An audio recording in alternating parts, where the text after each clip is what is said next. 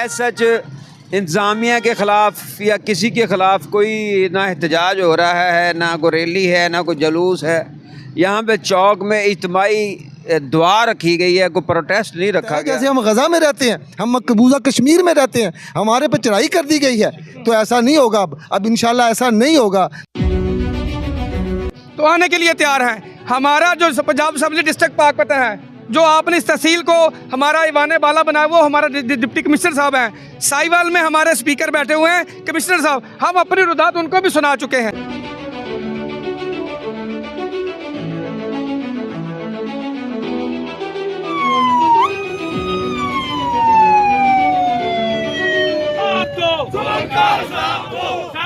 जवाब दो।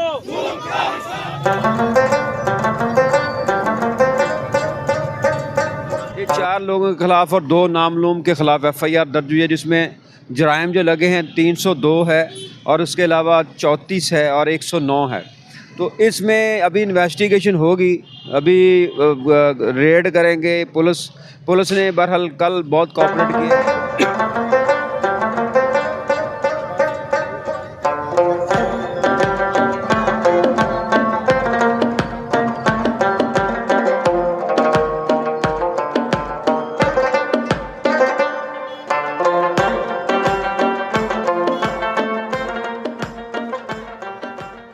के साथ मैं हूं हाफिज़ खालिद और आज टीम वॉइस ऑफ पंजाब मौजूद है आरिफ आला के गोल चौक के अंदर।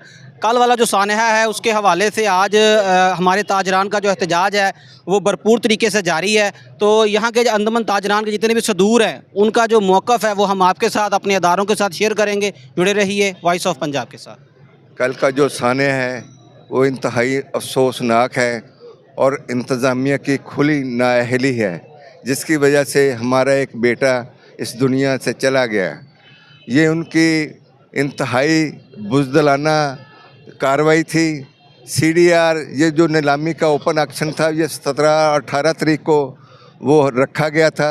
तो कल इस बच्चे को फेटअप किया गया और उसकी वजह से उसको हार्ट अटैक हुआ और फौरी जानबर हो गया।